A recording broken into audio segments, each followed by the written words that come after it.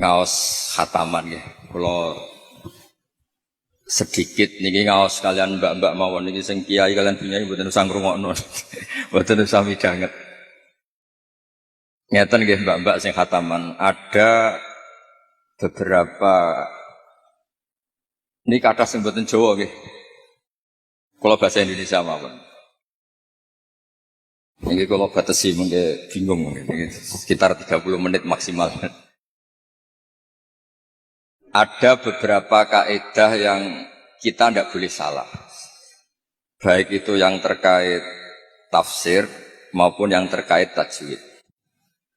Yang terkait tafsir kula niki sering diutus ngisi teng Yambuk teng pondoke Mbak Arwani. Ada hal yang setiap mufassir itu mesti menulis begini teng Fatihah ini. Wa yuqaddaru qabla qaulihi ta'ala iyyaka na'budu qulu.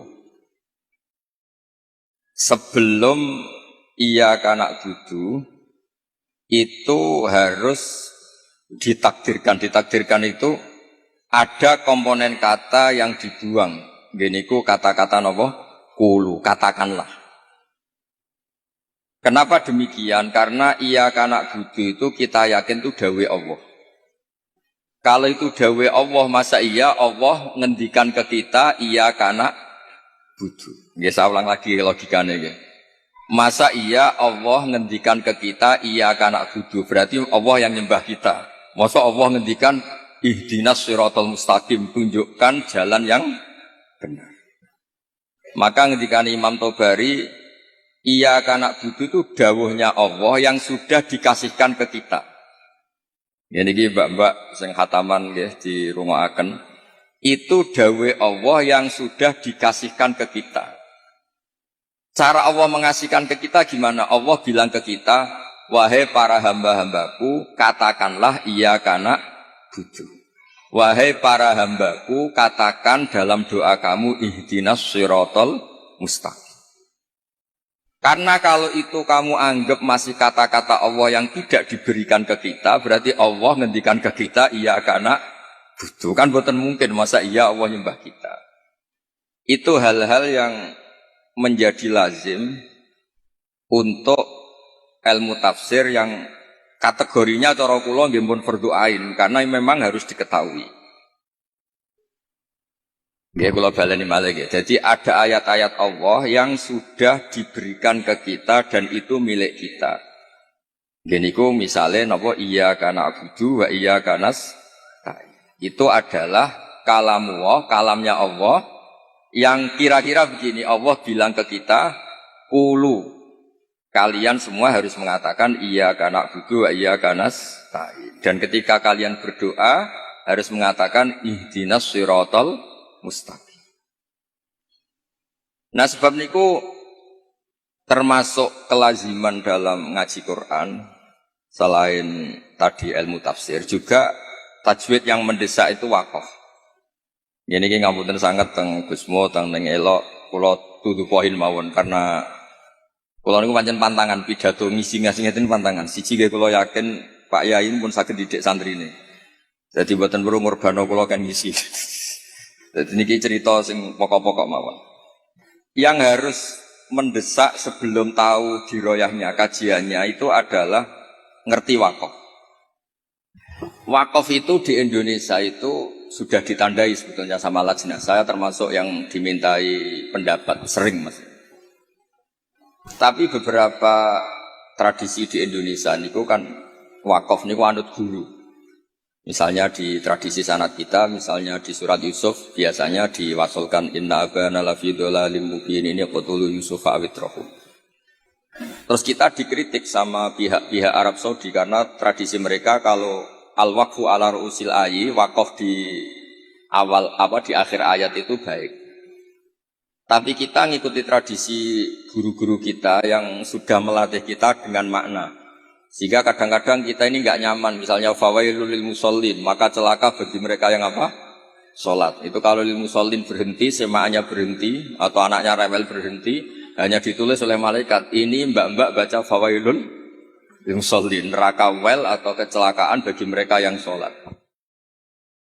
Sehingga terus diatur sedemikian rupa di era Mbak Arwani, Mbah Munawir, di era guru-guru kita ditandai beberapa aturan, ini nggak boleh wakaf, ini harus wasol. Tapi kemudian di era modern itu al-waqfu ala ru'usil ayyi itu dianggap sunnat, diyakini sunnat. Nah, saya sendiri sebagai pribadi itu yang penting tidak wakaf di hal-hal yang fatal. Saya cerita ini ada Gus Idror, menantu di sini dan putra guru saya Mbah Maimun. Mbah Maimun itu pernah ada anak-anak yasinan. Ketika yasinan jenis santri cepet-cepetan fala yahzunka qauluhum. Terus diwasolkan fala yahzunka qauluhum inna na'lamu ma yusirruna ma yu'linun. Itu keluar marah-marah beliau. Duka besar. Karena ketika itu diwasolkan, nggih kula namung ngomong ulumul Quran pribadi matur. Ketika itu diwasolkan, maka inna na'lamu itu jadi makaulul kaulnya orang-orang kafir. Jadi fala yahzun mongko aja sampai nyusahno ka ing sira Muhammad apa kauluhum omongane wong kafir. Rupane omongan inna na'lamu ma yusirruna ma yu'linun kan fatal betul. Muhammad, engkau jangan risau atas komentar orang-orang kafir bahwa saya, Allah, kami, Allah ini tahu apa yang mereka sembunyikan maupun yang mereka perlihatkan. Maka di situ jelas harus wakaf. Fala yahzunka qauluhum. Muhammad, kamu jangan risau ocehan atau omongan orang-orang kafir yang ngomong kalau kamu itu tidak rasul. Qauluhum bi annaka lasta mursal. Terus qala ta'ala tasliyatan li nabihi inna na'lamu. Terus kemudian Allah menasihati nabinya, Muhammad kamu tidak usah susah atas komentar orang kafir karena inna na'lamu ma yusirruna wa ma yu'lin. Sebab itu benar-benar fatal ketika kita misalnya yasinan, ya terutama bapak yang sudah khotimat, yang sudah pinter. Kalau masyarakat kan penak. Masyarakat itu selalu menang. Penak, baru kayak faham itu kepenak. Malaikat sing ngisap ya males. Mus maca Quran kok disalahno. Lane kula nis tak kenang saking Mbah Mun niku, aku iri hak wong bodho iku iri. Islame pas-pasan ra tau wedi suul khotimah. Kene wis kiai kaji tahajud witir cek uji suul apa khotimah. Dadi wong awam mak penak pokoke Islam wis wae mati ya mati, ora tau kepikiran suul apa khotimah. Nah, mun kiai kados jenengan repot.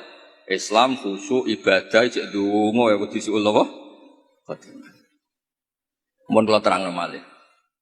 Di level ilmu, di level penelitian, itu memang masalah. Fala yahzunka qauluhum. Jadi yang benar itu ya waqaf fala yahzunka qauluhum. Kamu jangan susah, ya, jangan susah, jangan dibikin susah oleh komentar orang-orang kafir bahwa kamu itu lasta mursalah, kamu itu tidak rasul. Terus Allah memulai penjelasan, kamu tenang saja Muhammad, karena aku kata Allah inna na'lamu ma yusirruna wa ma yu'lin. Terus contoh malih misalnya begini. Yudkhilu may yasha'u fi rahmatih. Kadang ada yang wakaf wa dzalimin. Itu kan berarti jadinya apa? Allah memasukkan rahmatnya orang-orang yang dikehendaki.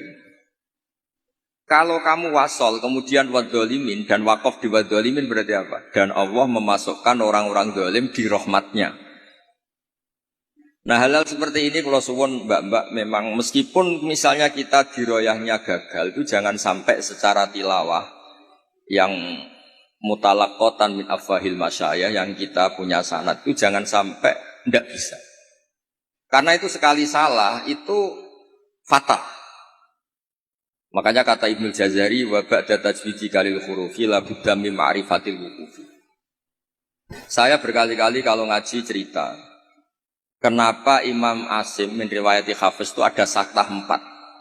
Saktah 4 saja itu dikritik penggemar Imam Asim. Sebetulnya bisa ratusan. Ya Alhamdulillah qiraatu Asim min riwayati Hafiz itu saktah hanya berapa? 4. Ini ku teng Kahfi, awal Kahfi, terus teng Yasin, terus wakilaman Rokin sama di surat Tatfif atau Mutafifin kalla balrona. Nah kenapa ada sakta? Kulo sering cerita supaya ini tiang-tiang yang seneng Quran itu hati-hati. Memang harus sakta. Yaitu tadi misalnya orang-orang kafir bangun dari kubur dan dia nggak tahu yang bangunkan siapa karena dia kafir. Kalau kita mukmin kan tahu yang bangunkan itu apa.